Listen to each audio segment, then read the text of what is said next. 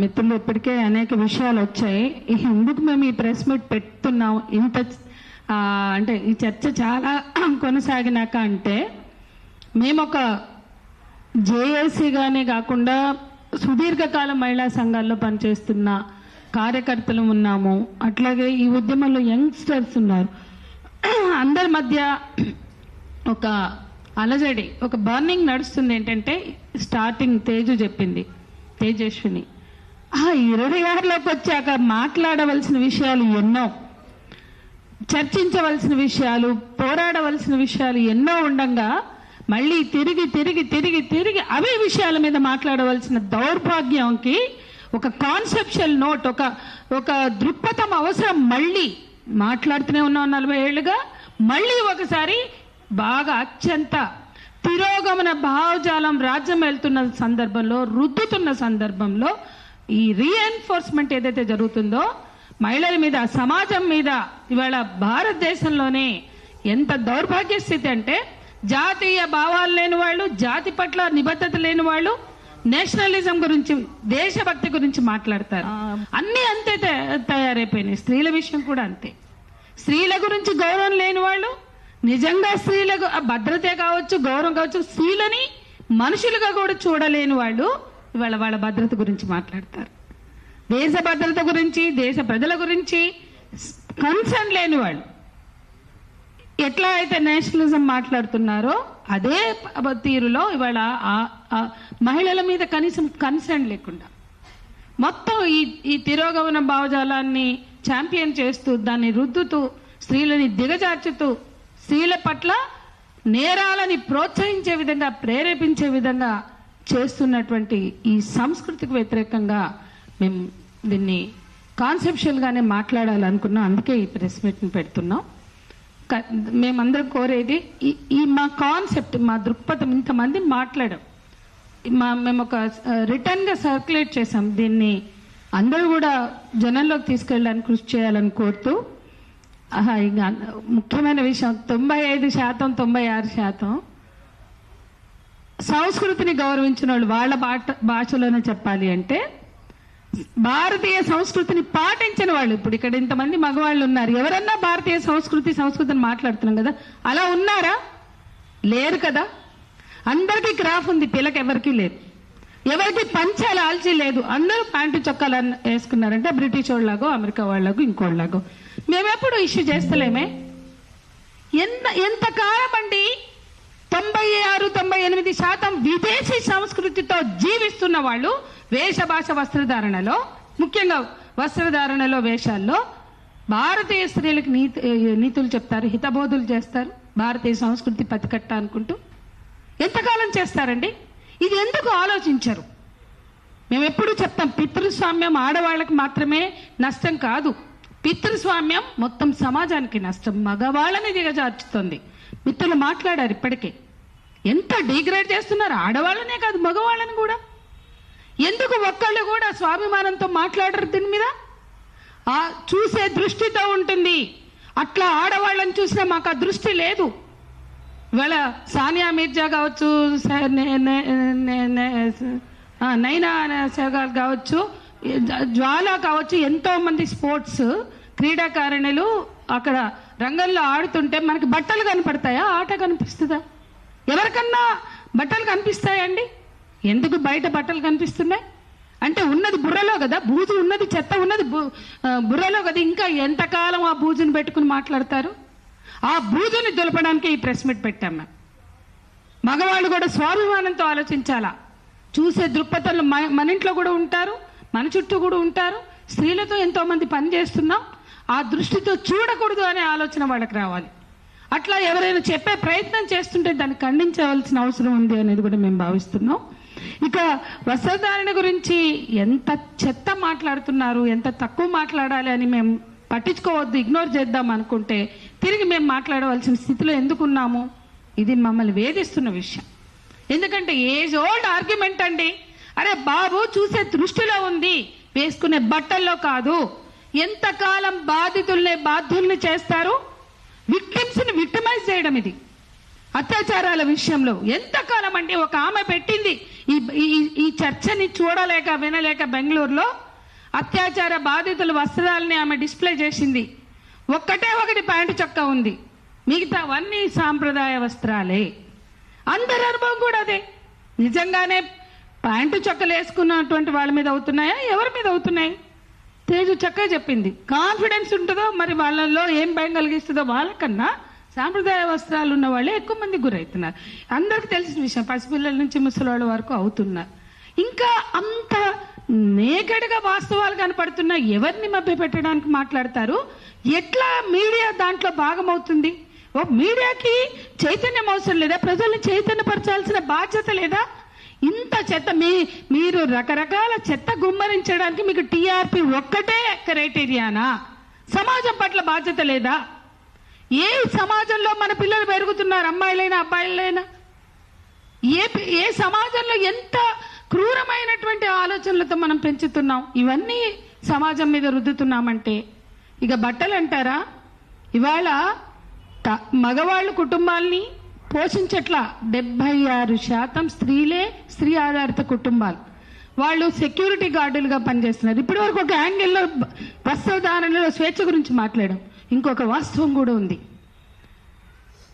ఇంటి కిరాయిలు కట్టడానికి, పిల్లల్ని పెంచడానికి ఆడవాళ్ళు పని చేయవలసిన స్థితి చాలా మంది. ఎందుకంటే మొగుళ్ళు తాగి పని చేస్తే ఇవ్వకుండా వాళ్ళ తాగుడికే పెట్టుకుని ఒక కూరగాయల మందం ఇచ్చి మేజర్ బాధ్యతలు తీసుకున్న అనేక కుటుంబాల్లో ఆడవాళ్ళు సెక్యూరిటీ గార్డుల్లో పనిచేస్తున్నారు, మాల్స్లో పనిచేస్తున్నారు, సూపర్ బజార్లో పనిచేస్తున్నారు.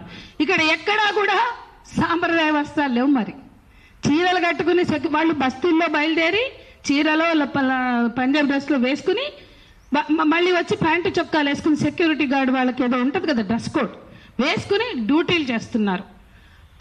అట్లా వాళ్ళు డ్యూటీలకు వచ్చినప్పుడు కొత్తలో చుట్టూ ఉన్న అమ్మలక్కలు లేదా ఆడవాళ్ళు ఈమె ప్యాంటు చొక్కా వేసుకుని డ్యూటీకి పోతుంది ఇంట్లోకి అంటే ఆడవాళ్ళు ముందు పని చేయడానికి వెళ్ళినప్పుడు వేధింపులు జరిగినాయి.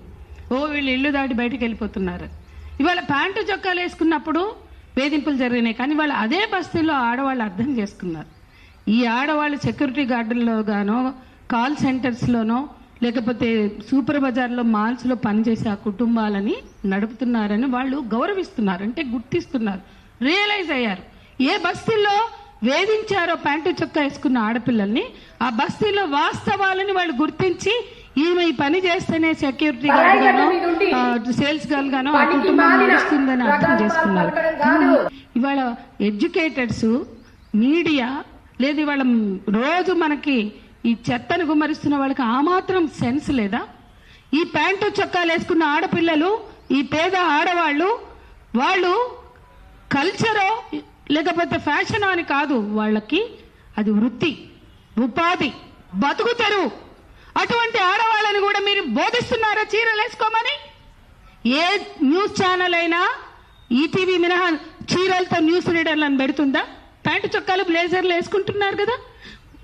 మీ ఇంటర్వ్యూలు ఇవ్వాలి. ఇంత చెత్త గుమ్మరించిన ఛానళ్లు, ఆంధ్రజ్యోతి, ఏబిఎన్తో సహా, లేకపోతే మిగతా ఎవరైనా నేను అడుగుతున్నా, ప్యాంటు చొక్కాలు వేసుకోం, మేము భారతీయ సాంప్రదాయాన్ని బాగా గౌరవిస్తాం, చీర కట్టుకునే మేము యాంకరింగ్ చేస్తామంటే ఇస్తారా? ఉద్యోగాలు ఇస్తారా?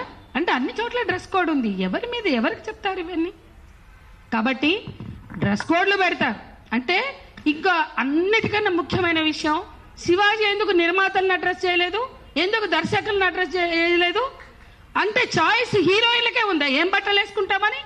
ఇదే సమంత, ఇదే కాజోలు, లేకపోతే నిధి అగర్వాల్, లేకపోతే ఎవరైనా కావచ్చు, రష్మిక మందన్న, మేము చీరలు కట్టుకోం, మేము లంగావోణీలు వేసుకోమని ఎక్కడైనా రిజిస్టర్ చేసినట్టు ఉందా చరిత్రలో, సినిమా హిస్టరీలో? అంటే ఆ పాత్ర పరంగా ఏది వేసుకోమంటే అది వేసుకుంటున్నారు. చీర అయితే చీర, లంగావోణి, సల్వార్ కమీజ్ ఏదైనా. మరి ఈ బట్టలు నిర్ణయించేది ఎవరు? పాపం శివాజీ చెప్పాల్సింది నిర్మాతలకి, దర్శకులకి. ఇంకోటి ప్రేక్షకులు కూడా చెప్పాల్సింది, చీరలు వేసుకున్న సినిమాలు తప్ప మిగతా బట్టలు వేసుకున్న సినిమాలన్నీ రిజెక్ట్ చేయండి అని. అప్పుడు తెలిసేది ఆ సినిమా వాళ్ళు తన్ని తగలేసేవారు. ఎందుకంటే ఈ సినిమాలన్నీ పోయినా మాకేం ఫరక్ పడదు, ఇవన్నీ మేము అంగీకరించేయో మేము మెచ్చి నచ్చే సినిమాలు కావు. మరి అది చెప్పుండాల్సింది. ప్రేక్షకులకి, ఆడవాళ్ళకి ఎందుకు చెప్తున్నావు? ఈ సాంప్రదాయ భిన్నమైన దుస్తులు వేసుకున్న సినిమాలన్నీ రిజెక్ట్ చేద్దామని చెప్తే బాగుండేదేమో. నిజాయితీ ఉంటే అట్లా చేయాల్సింది, అది కూడా లేదు మీకు నిజాయితీ. నిజాయితీ ఉంటే నిర్మాతలకు, దర్శకునికి తెలుసు. సినిమా ఇండస్ట్రీ నుంచి వచ్చిన శివాజీకి తెలీదా ఈ కాస్ట్యూమ్ డిజైనర్స్ ఎవరు? ఆ కాస్ట్యూమ్ డిజైనర్స్ ఎవరి బ్రెయిన్ సెల్స్, ఎవరి బుర్రల ప్రకారం, ఎవరి ఆలోచనల ప్రకారం బట్టలు వేస్తారు? ఖచ్చితంగా నిర్మాతలు అవుతారు, దర్శకులు అవుతారు, లేదంటే హీరోలు అవుతారు. కొన్నిసార్లు బహుశా ఈ హీరోలందరూ ఎక్కడైనా స్టాండ్ తీసుకున్నారా? ఇట్లా బట్టలు వేసుకుంటే మేము డాన్సులు వేయం పక్కనని, వీళ్ళు ఇట్లాంటి బట్టలు వేసుకుంటే మాకు బిలో డిగ్నిటీ అని ఎవడన్నా తెలుగు ఇండస్ట్రీలో స్టాండ్ తీసుకున్నాడా? ఎవరికి చెప్తారండి ఈ కథలన్నీ? ఎవరికి బోధనలు? అన్నిటికన్నా మించి తెలుగు ఇండస్ట్రీలో ఒక్క నేచర్ అట, ప్రకృతి అట, ఇందాకే చెప్పినట్టు ప్రకృతి విధ్వంసంలో స్టాండ్ తీసుకున్న నిజమైన హీరో లేడు. సమాజంలో జరిగే ఇన్ని రకాల అన్యాయాల మీద స్టాండ్ తీసుకున్న హీరో మగవాడే లేడు. ఎవరికి చెప్తారండి ఆడవాళ్ళకి ఈ స్టోరీలు? ఎవరికి చెప్తారండి బోధనలు? ఎవడన్నా ఉన్నాడా? ఇవాళ కేసులు పెట్టిన, దాడులు చేసిన, దిశ ఎన్కౌంటర్తో సహా దమ్ముతో ఫైట్ చేస్తున్న ఆడవాళ్ళం మేమంతా ఇక్కడ ఉన్నాం. ఏ సమస్య మీదైనా ఎన్కౌంటర్ తప్పనన్న మాట్లాడగలిగిన మొనగాడి తెలుగు నేల మీద ఉన్నాడా? ఎవరికి చెప్తారండి? ఎవరికి చెప్తారు ఈ నీతులు? మేము సైలెంట్గా అసహ్యం పుట్టి, చీదర పుట్టి, చెత్తలోకి వద్దులే అనుకున్నాం. ఆగట్లేదు కాబట్టి వాళ్ళు వచ్చి దీన్ని ఫుల్ స్టాప్ పెట్టాలని మాట్లాడుతున్నాం. ఇప్పటికైనా సెన్స్ ఉన్నవాళ్ళు, బుద్ధి ఉన్నవాళ్ళు ఆలోచించి మాట్లాడాలి, ఆలోచించి చేయాలి. దశాబ్దాల పోరాటాలతో సాధించుకున్న హక్కులు ఇవి, దశాబ్దాల పోరాటాలతో సాధించుకున్న చైతన్యం. దీనిని ఆఫ్టర్ ఆల్ ఒక యూట్యూబ్ ఛానల్ పెట్టుకుంటేనో, లేకపోతే ఇంకో ఛానల్ పెట్టుకుంటేనో, ఒక శాటిలైట్ ఛానల్ పెట్టుకుంటేనో మీకు ఉన్నది అనుకుంటున్నారే, అది తప్పు. సమాజం సాధించినటువంటి విజయాలు అవి, పోరాడి సాధించిన విజయాలు. చాలా నిర్దిష్టమైనటువంటి పోరాటాలు, నిర్దిష్టమైన డిమాండ్లతో మహిళా ఉద్యమాలు సాధించినటువంటి చట్టాలు, పోరాటాలు, వాటిని గౌరవించండి. ఎందుకంటే మీరు కూడా భారతీయ పౌరులే. భారత రాజ్యాంగాన్నైనా చట్టాలనైనా గౌరవించవలసిన ప్రతి వాళ్ళు కూడా గౌరవించాలి. అట్లాగే ఈ మగవాళ్ళ డిగ్రేడేషన్ మీద ఆల్రెడీ అందరం మాట్లాడాం. ఇంకా రెండే విషయాలు నేను మాట్లాడాలనుకుంటున్నాను. ఇవాళ సినిమాలన్నీ కూడా హీరో వర్షిప్ సినిమాలే, హీరో ఓరియంటెడ్ సినిమాలే. స్త్రీల జీవితాలకు సంబంధించి రేపుని కానీ, లైంగిక వేధింపులు కానీ, అత్యాచారాలు, అట్లా అన్ని లైంగిక దాడుల్ని ప్రేరేపిస్తూ సినిమాల్లో చూపించి మీకేం నైతికత ఉందని ఇవన్నీ మాట్లాడుతున్నారు. ఎక్కడన్నా స్టాచ్యుటరీ వార్నింగ్లు లైంగిక వేధింపుల నుంచి అత్యాచారం వరకు చూస్తున్నామా? అతి వేగానికి హెచ్చరిక ఉంటుంది, పెడతారు, అది పక్కకు పెడదాం. కానీ ఈరోజు మనం అందరం కూడా గుర్తుపెట్టుకోవాల్సిన విషయం, ఎక్కడైనా ప్రపంచంలో మతం, పెట్టుబడిదారీ విధానం కాంట్రడిక్ట్ కావు. సామ్రాజ్యవాదం కానీ, పెట్టుబడిదారీ విధానం కానీ. ఈ దేశంలో ఈ బట్టలు కానీ, ఈ వస్తువులు కానీ మార్కెట్ ని ప్రశ్నించారు, మార్కెట్ శక్తుల్ని ప్రశ్నించారు, మార్కెట్ దోపిడీని, అంటే పెట్టుబడిదారు దోపిడీని ప్రశ్నించారు, వ్యక్తులని బాధ్యులు చేస్తారు. ఎంత చిల్లర విషయం అండి! వ్యవస్థని ప్రశ్నించాలి. మార్కెట్ ఇవాళ మనకు అవసరం లేదనుకో, ఈ బట్టలు కానీ, బ్రాండెడ్ వస్తువులు కానీ నువ్వు తిరస్కరించే దమ్ముందా? ఎక్కడన్నా ఏ పాలకులకైనా దమ్ముందా? ఈ సామ్రాజ్యవాద వస్తువులు మాకు అవసరం లేదు, మా దేశానికి సంస్కృతి ఉంది, భాష ఉంది, లేదంటే మాకు అన్ని ప్రొడ్యూస్ చేసుకునే మాకు మేధస్సు ఉంది, మాకు వనరులు ఉన్నాయి, మేమే చేసుకుంటామని చెప్పే చేతగాని వాళ్ళు వీళ్ళు ఎవరి మీద చెప్తారండి ఈ కల్చర్ గురించి? కాబట్టి అమెరికా అయినా, ఇండియా అయినా, ఇలాన్ మస్క్, ట్రంప్ కలిసి అక్కడ ఆడవాళ్ళ హక్కుల మీద, అబార్షన్ రైట్స్ మీద దాడి చేశారు. ఇక్కడ హిందుత్వ పాలకులు పెట్టుబడిదారులతోటి కలిసి ఊరేగుతూ ఆడవాళ్ళని మాత్రం కల్చర్ అని నీతులు చెప్తారు. ఇది చాలా డైకోటమీ, ఇది చాలా మోసం, ఇది చాలా కుట్ర. ఆడవాళ్ళని అంటే మీకు పబ్బం గడుపుకోవడానికి మతం మాట్లాడతారు, పబ్బం గడుపుకోవడానికి ఆడవాళ్ళని మాట్లాడతారు, కానీ నిజాయితీ లేని పాలకులు వీళ్ళు. స్త్రీలని వేషభాష వస్త్రధారణల ద్వారా అవమానించడం, వాళ్ళ మీద మొత్తం బద్దెం దోసేయడం, మార్కెట్కి మాత్రం పెద్దపీట వేయడం, మార్కెట్ శక్తులతో మాత్రం కొల్యూడవడం, రాజీ పడడం ఈ పాలకులు, మత పాలకులు చేసే ఏ మతమైనా సరే చేసే పని అదే. మతం పెట్టుబడిదారీ విధానం ఎక్కడా కూడా కాంట్రడిక్ట్ కాదు. రాజీ పడిన చరిత్రే కనిపిస్తుంది తప్ప వాళ్ళు ఎక్కడా కూడా ఈ దేశ సార్వభౌమాధికారి కోసం, ఈ దేశ మూలవాసుల హక్కుల కోసం పోరాడిన చరిత్ర లేదు. ఇక్కడ కూడా అదే జరుగుతుంది. చివరికి ఇంకో విషయం చెప్తా. ఇవాళ ఆదివాసీలు మనం ఏజెన్సీ ప్రాంతాల్లో రకరకాల ట్రైబ్స్ దగ్గరికి వెళ్తే వాళ్ళు జాకెట్లు కూడా వేసుకుని ప్రాంతాలు ఉన్నాయి. మేము చూసాం, మేము వెళ్ళాం. అక్కడెక్కడ ఈ చూపులు లేవే. ఈ వెంటాడే చూపులు, ఈ హీనపరిచే చూపులు, ఈ దిగజార్చే చూపులు లేవు. అంటే చదువు, నాగరికత, సభ్యత అని చెప్పుకునే చోట ఇంత చెత్త ఉంది. కానీ పూర్తిగా మేము కళింగనగర్ ఘటన జరిగితే ఒరిస్సా భువనేశ్వర్ దగ్గర ఉన్న కళింగనగర్ దగ్గరికి వెళ్ళాం. 3 రోజులు ఆ ప్రాంతంలో తిరిగితే స్నానం చేద్దామంటే మాకు బాత్రూములు దొరకలే. అంటే వాళ్ళు ఓపెన్గా చేస్తారు. మనకు అలవాట్లేక మేము చాలా ఇబ్బంది పడ్డాం. అంటే బాత్రూములు కూడా లేని ప్రాంతాలు ఇంకా ఉన్నాయి. ఓపెన్గా స్నానాలు చేస్తారు, ఓపెన్గా బ్లౌజులు లేకుండా తిరుగుతారు. అది వాళ్ళ సంస్కృతి. అక్కడ నిజంగా లైంగిక వేధింపులకి వాళ్ళు గురవలేదు, అత్యాచారాలు గురవలేదు. ఈశాన్య ప్రాంతాల్లో కూడా చూస్తే మనకు అదే కనిపిస్తుంది. కానీ ఈశాన్య ప్రాంతాల్లో మిలిటరీ వెళ్ళాక అత్యాచారాలు జరిగితే భరించలేక వాళ్ళు తమని తాము న్యూడ్ చేసుకుని నగ్నంగా నిలబడి ఎన్ని రోజులు చేస్తారు అబ్బాయి చేసుకోండి అని నిరసనగా నిలబడ్డారు. ఆదివాసీ ప్రాంతాల్లో అత్యాచారాలు మైదాన ప్రాంతాల వాళ్ళు పోయి చేశారు. లేదా టీవీలు పోయి ఫోన్లు పోయినాక కొద్దిగా వచ్చింది కల్చర్. కాబట్టి ఒక ఉన్నతమైన సంస్కృతి ఉన్న చోట ఇవి ఏవి మీరు మాట్లాడుతున్న విషయాలు నిలబడవు, ఆలోచనకు కానీ చర్చకు కానీ. ఇదంతా మైదాన ప్రాంతాల్లో మతపరమైన ఆలోచనలు ఎక్కడైతే చలామణి అవుతున్నాయో అక్కడే, అది ఏ మతమైన మతం రాజ్యం వెళ్తున్న చోటే ఆడవాళ్ళ మీద జరుగుతున్న దాడి అని మనం గుర్తుపెట్టుకోవాలని చెప్తూ, ఇవాళ ఒక బాధ్యతగా సెన్సిబుల్గా ఉండడం అందరి బాధ్యత, మీడియా బాధ్యత, అందరి బాధ్యత అని మరోసారి విజ్ఞప్తి చేస్తూ థ్యాంక్ యూ.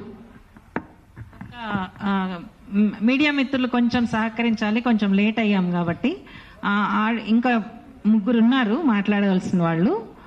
మీరు కంటిన్యూ చేయండి, నేను మాట్లాడతాను. సంజయ్ మాట్లాడు, వాళ్ళతో రాజుతో మాట్లాడు. డాక్టర్ లక్ష్యన తను మాట్లాడతామని అన్నారు. ఒక్క నిమిషం అండి. అండ్ తర్వాత మనకి ప్రొఫెసర్ సూర్యపల్లి సుజాత వచ్చారు శాతవాహన యూనివర్సిటీ నుంచి. అట్లనే రచన ముద్రబోయిన వచ్చారు. చాలా ఇంపార్టెంట్ పాయింట్స్ ఉన్నాయి.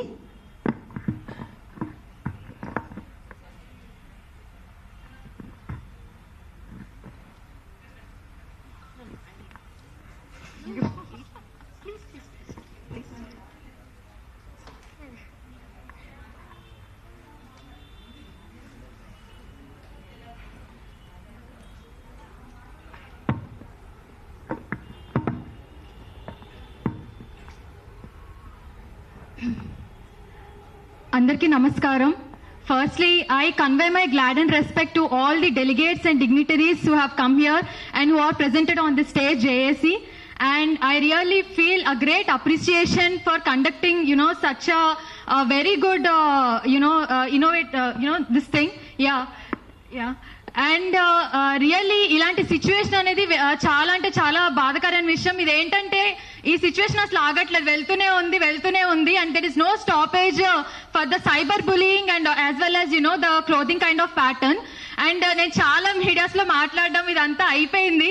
అండ్ మోస్ట్లీ ఒకే ఒక పాయింట్ మనం చూసుకోవాల్సింది ఏంటంటే, we have to think how the other, I'm not talking about all the male genders. There are very sweet, gentlemen who are actually into this, good path. But I'm talking about the abusers who are bullying in the cyber, things. And mostly ఏంటంటే నేను ఒక విషయం నేను చెప్పదలుచుకున్నా, అందరు చాలా మాట్లాడేశారు, which are real facts and all. There are many people who are using the fake, profiles, social media profiles.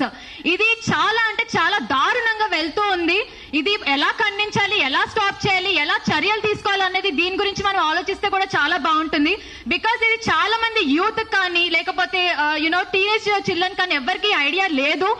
Because fake profiles use చేసి వాళ్ళే నెగటివిటీ క్రియేట్ చేసి ఒకరి మీద ఒకళ్ళు బురద జల్లడం, సో ఇలాంటివి చాలా జరుగుతున్నాయి. When we enquired on that we have come to know all these fake profiles and all. దాని మీద కూడా ఒక యాక్షన్ అనేది తీసుకోవడం జరుగుతుంది. అండ్ ఇంకొక విషయం ఏంటంటే ఇలాగా ఎవరైతే mentalities and we have to concentrate on the mental health of the individuals who are becoming these kind of abusers. And మనం ఇంకోటి కూడా ఎడ్యుకేషన్ సిస్టమ్ లో మనం చేంజెస్ తీసుకొస్తే బాగుంటుంది. Like providing the sexual education and ethical education and humanity related moral values. ఇది మనం ఇంకా ఈ స్టేజ్ లో ఈ ఎరాలో మనం ఇంకెలా చెప్పుకున్నాం అంటే చాలా బాధాకరం. when we compare to other countries to our nation where we are lacking, still మన దేశం ఎక్కడ ఆగిపోయింది? ఇంకా ఒకరికొకరు బుర్ర జల్లుకోవడంలో, లేకపోతే రేప్స్, క్రైమ్స్, మర్డర్స్ ఇలాంటి ఇష్యూ క్రైమ్స్ మీద ఎక్కువ వెళ్తుంది. కానీ where are India is lacking in. So we have to move forward, we have to